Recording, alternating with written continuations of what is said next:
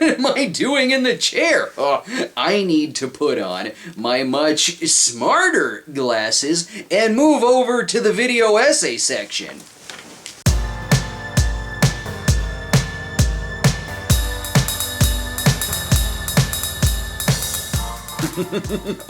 Sorry. I was just making fun of all of those stupid politicians harping on violent video games again. Anyway, on to today's topic.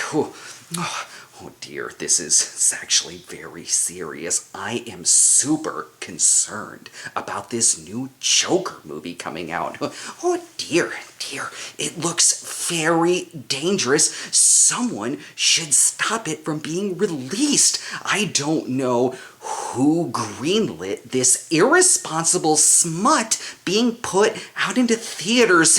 Oh dear, oh my, oh dear.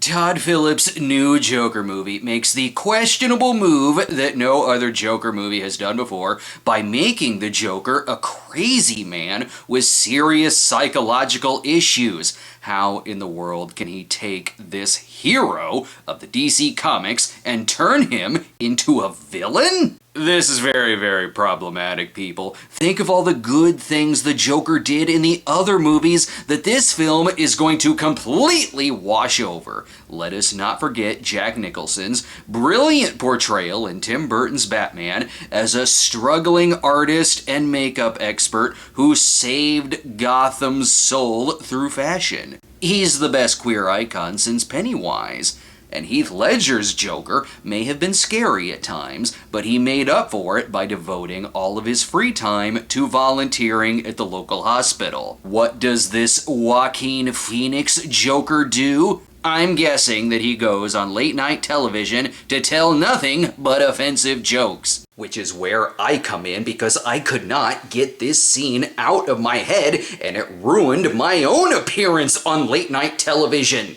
I stood there for 7 solid minutes uttering the phrase lawn jockey and then instantly lost my spot in the third Romeo and Juliet movie, Gnome on the Range. How was I supposed to know that was offensive? Doesn't matter, because the Joker made me do it. And don't expect Todd Phillips to see the error of his ways, as he's already stated that outrage culture is ruining both comedy and his Joker movie. Well, what better way to prove him wrong than by going online and getting outraged about it? Turns out propaganda is alive and well in the film industry, as Joker is a movie that is pure pornography to a little-known group called incels. This is very terrifying, people. I've only known what this word is in the past hour. I had to look it up in the dictionary, and let me tell you something, it's been a very terrifying hour.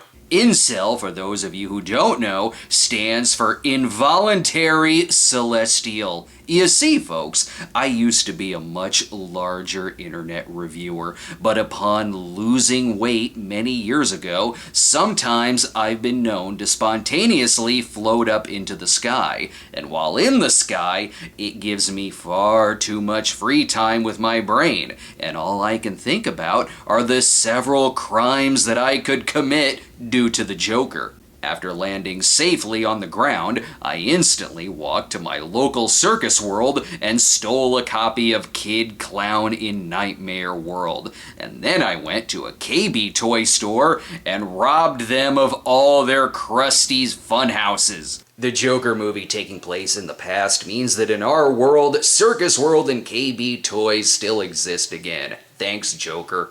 To make matters worse, I then pawned off these stolen games onto my unsuspecting infant nephew, who was immediately arrested for carrying stolen goods. He can't talk, so he didn't mention my name, which is good. He won't grow up to be a rat. As you can see, the Joker has turned me into a criminal. I have taken the wrong message from this movie and sympathized with this monster, and that is clearly the movie's fault and not my own. I've had this problem for years, folks. I used to think that Taxi Driver was about a superhero who saves hookers, that Don't Go in the House was about a man keeping his neighbors out due to bug bombing fumes, that American Psycho was simply about giving music recommendations, or that The King of Comedy was a very loose remake of Bela Lugosi meets a Brooklyn gorilla. I used to be the one that made fun of the parental outrage over Silent Night, Deadly Night, but that's just because I was repressing my own memories of seeing Mommy kissing Santa Claus, who then shot her.